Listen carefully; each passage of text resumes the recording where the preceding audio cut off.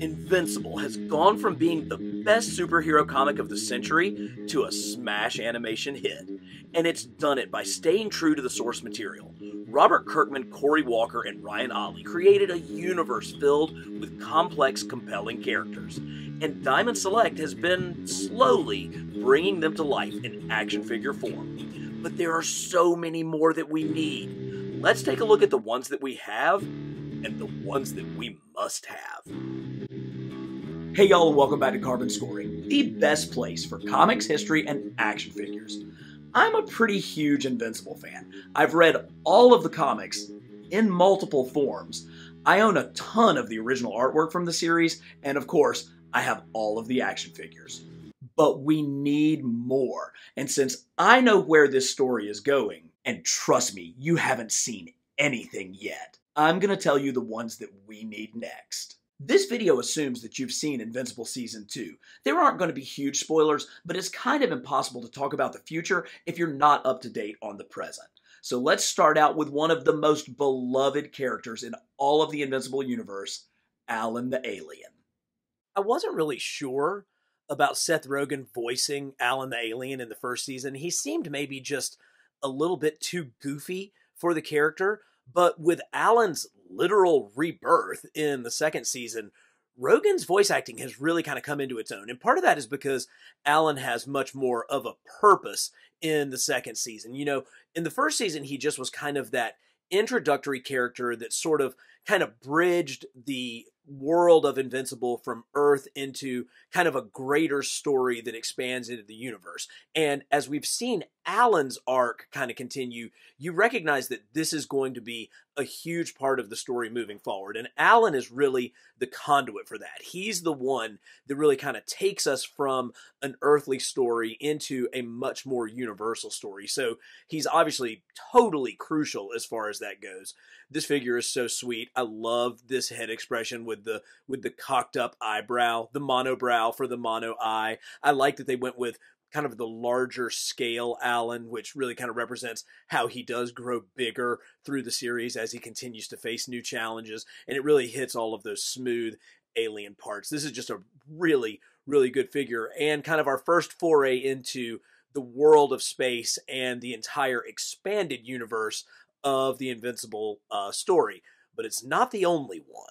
One of my favorite things about the original Invincible comic run was the foreshadowing. Like the great 80s comics that I read as a kid, you'd get one or two panels here and there that wouldn't pay out until several years later in the books. And I am loving that they're doing this in the cartoon, particularly the section where Mark was reading Nolan's books, which are basically providing a history of the universe and a potential plan to fight the Viltrumites. So in Season 2, we got our first look at Space Racer. Tell me this wouldn't be a freaking awesome toy. It'd probably have to be a deluxe version, because there's no way you can do this without his bike. Plus, you're gonna have to give me some kind of cool blast effect to attach to Space Racer's Infinity Ray. You do all that, and I'm pretty satisfied. I really found it interesting that one of the few criticisms of Season 2 of Invincible was, where's Omni-Man? Why are we not seeing more Omni-Man? I want more Omni-Man. And I'm like, dude, Omni-Man at this point is like the super bad guy, but I think it really speaks to what a great job J.K. Simmons does with the role and just how crucial and powerful he is. Well, I promise you, as you saw at the end of Season 2, we're going to get more Omni-Man. His story is nowhere near completed, and just as you saw with his interactions with Mark and his instructions to Mark, his character arc is continuing to evolve. Now, the people on Earth still see Omni-Man as perhaps the greatest villain in our history, but as you can see with this figure, you could not get a more superheroic looking character than Omni-Man. That square jaw, the classic Superman suit with the symbol and the cape. I mean, this is every prototype of a superhero costume ever. But then you throw in that Viltrumite mustache, which is just so absolutely fantastic. No, make no mistake. Omni-Man's story is nowhere near finished, nor is the reaction to his story finished. Certainly the easiest choice for the next figure in the line is the Immortal. He's the last surviving member of the original Guardians of the Globe. Well, aside from Black Samson, but we'll get to him later. At this point in the story, Immortal is Earth's greatest defender, and his subplot with Omni-Man, which extends to him slowly learning to trust Invincible, should have explosive impact down the line. Plus, by building his relationship with Duplicate, we have been given a glimpse into his true nature. This is the type of 360-degree character development that is certainly worthy of a 3D interpretation in action figure form. I love this Adam Eve figure, and I'm really glad that season 2 kind of started out with their prequel episode that really delved into Eve's backstory. That was pretty cool, and one of those things that really shows how the animated version does have the ability to kind of surpass the book in some ways and give us backstory on the characters that we wouldn't have known about otherwise. And Eve is definitely one of those, because Eve Wilkins is obviously one of the most crucial characters in the story, and I would argue maybe the most powerful. Yeah, Alan and Mark and Omni-Man are super strong, but Eve's power set goes far beyond all of that. So it'll be very fascinating to see where they take that moving forward. Plus, her relationship with Mark had some real twists as we get into season 2. Thus far, Mark's love life has revolved almost completely around Amber. But as you saw when we met the older version of Eve, there may be more to their relationship than we know about at this time. So can't wait to see exactly where the women in Mark's life tend to head. Just as we have only scratched the surface of Adam Eve's story, season 2 gave us just a glimpse of another important woman in Invincible's life, Anissa. She made it pretty clear that as a full-blooded Viltrumite woman, she was every bit Mark's equal in strength, proving she could pretty much have her way with him if she wanted. Thus far, we have only seen one side of Anissa's character, but if you've been following along, you know that there is far more development to come. But in what way? Friend or even greater foe? For that one, you're just going to have to wait and see. Dig in this deep dive? Subscribe to Carbon Scoring, because we're bringing you quality content like this every week.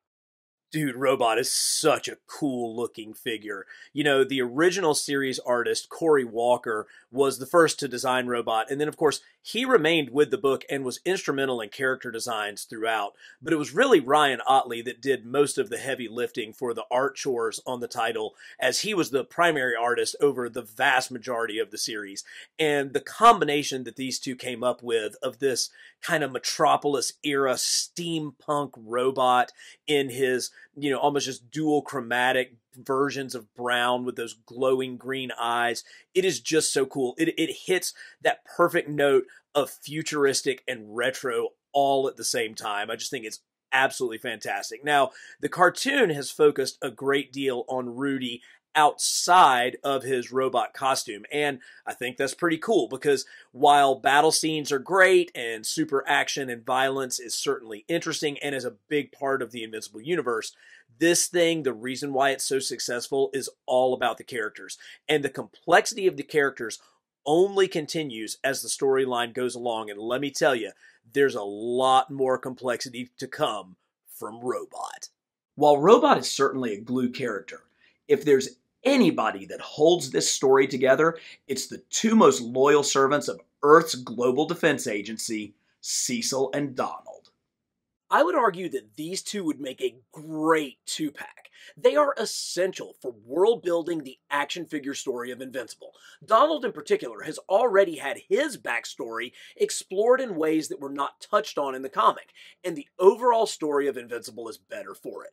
Cecil remains a man of mystery, his trademark facial scars just begging to tell a tale of his origins and how he rose to being Earth's top cop. As someone who has read every Invincible comic multiple times, I already know the answers, but I can't wait to see how this story continues through the animated series. It is vital and one that cannot be skipped. Except for the excruciatingly slow distribution and the only 2 figures per wave model, I've been pleased for the most part with Diamond Select's figures thus far. But since we're playing make-believe, who else would you like to see pick up the toy license to produce Invincible figures? As far as imports go, Mafex and SH Figure Arts come to mind. They make quality products, but their figures tend to be on the smaller side of the 6-inch scale, and they're also pretty expensive, something that becomes a problem when you want as many characters from this line as I do. The company that makes the most sense is McFarlane Toys. They already tend to do 7-inch figures, so that would fit right in with the ones we already have, and they've proven they can do oversized monstrous characters as well. That animated cyborg figure looked exactly like the Teen Titans cartoon.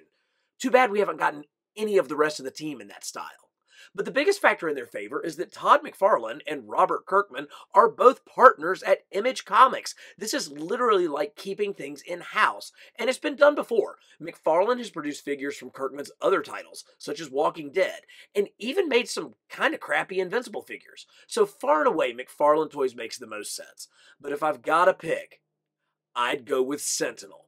Their figures from Into the Spider-Verse are some of the very best in my collection. Absolutely screen-accurate representations with some of the best articulation out there. While it's true, these would be expensive, and they're pretty slow at releasing figures as well. When you get these in hand, they are just so good. So for me, Sentinel #1, McFarlane #2. Now, let's get back to dreaming about future figure releases. Diamond Select is very much a collector line, and I really appreciate it when they have the collectors in mind. I mean, it's really exclusively sold almost totally in comic book stores, so you would think that they would kind of dial into the fact that it's hardcore collectors that are buying these, and that definitely paid off with Duplicate. Look at all of these extra bloody, exploded Duplicate parts that we got that came with her figures. Now, her base figure itself is really good. It looks exactly like her. But they took the needs of the collector in mind because they knew that doofuses like me were going to buy multiple versions of this character. And so she came with an alternate head sculpt so that you could have her in more than one look, and in a really, really wise choice. Instead of putting the number specifically on her character, she came with a sheet of numbered stickers so that if you're like me and you bought multiple ones, they can each have their own different number on them. It's just a nice touch. It's a nod to collectors. It's thinking ahead about how collectors buy action figures. And I really appreciate the fact that they put the necessary thought into allowing us to create a Duplicate display the way that we absolutely wanted to. I really struggled with who to pair with Duplicate. As I purchased multiple Kate figures in order to better replicate her unique power set, I considered putting a generic Flaxen figure in this spot.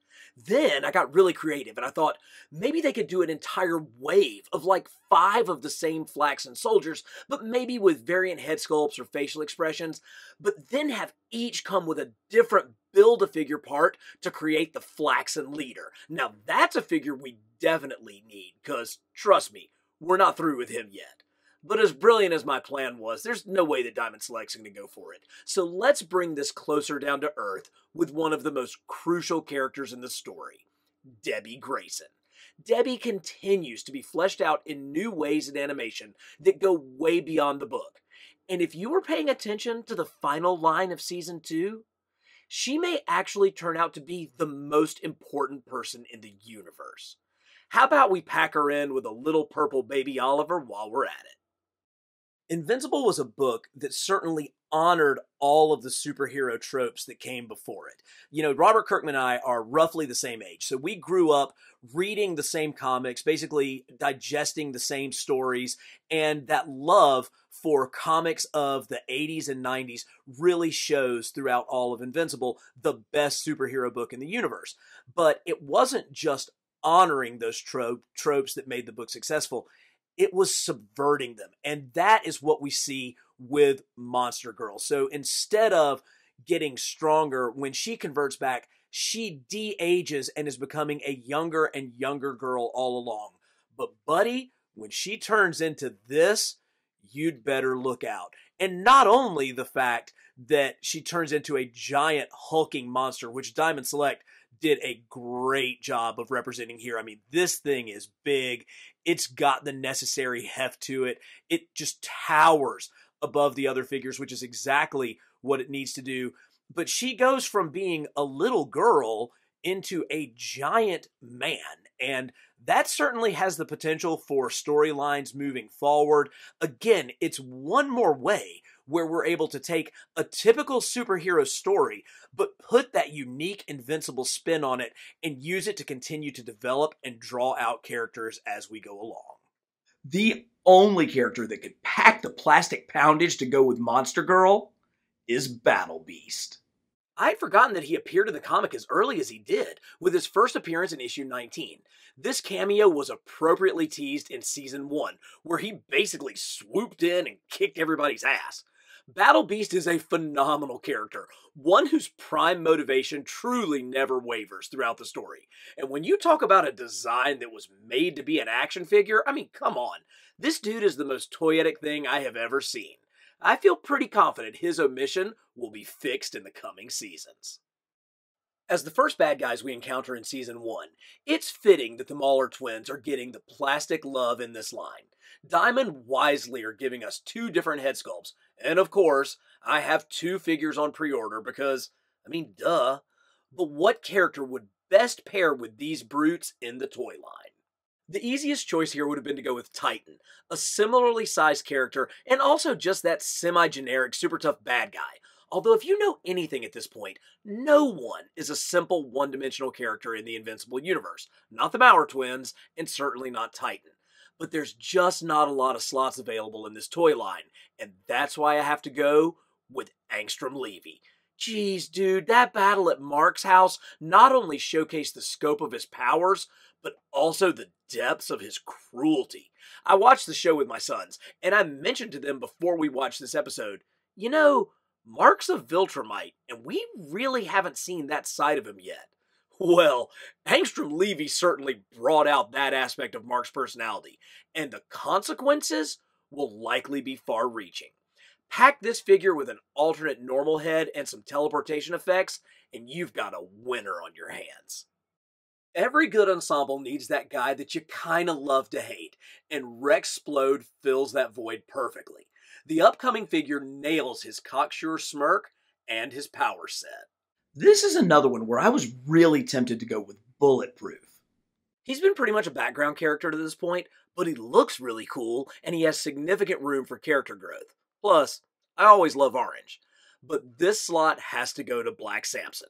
He's a leader, he's a mentor, and he's the most crucial missing piece from the current Guardians of the Globe lineup.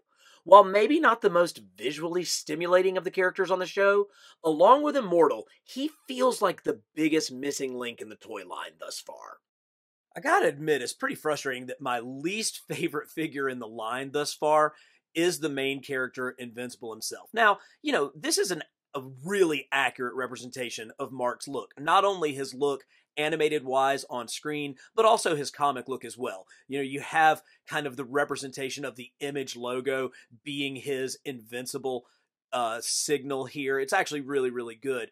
But the paint app on the face is so bland and so flat that it just really doesn't bring out any of the character at all. And I mean, I hate that. Now, one thing that Diamond Select did, they probably recognized this. I mean, this was the first figure in the line. They were just getting their footing up. And so they re-released Invincible as part of a digest pack where you got like the first 6 issues of the book.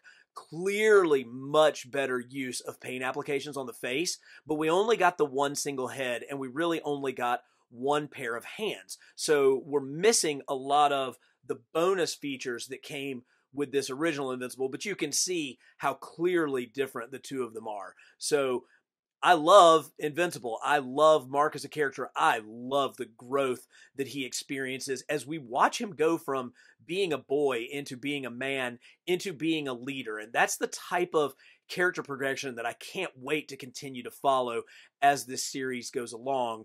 But I gotta say, I need a little bit more from this. Hear me out here. The figure that we need to go with Invincible is another Invincible. As we said, the initial Invincible figure has its flaws, and the reissue, while much better, was still not the easiest figure to find. A quick peek at eBay shows that these things are going for stupid money on the secondary market. And hey, I want more people to have these figures, not less. I'm not looking to own super valuable rare figures. I want to grow this hobby and share the joy with everyone. Mark could use a simple update, better paint apps, probably a new head, and we could really justify it with a battle damage version so that you could display it as normal or in one of his beaten to a pulp looks. The only character that could pack the plastic poundage to go with Monster Girl is Battle Beast. Yeah, I tend to screw up a lot, but don't let that stop you from coming back. Because for the best in comics history and action figures, subscribe to Carbon Scoring.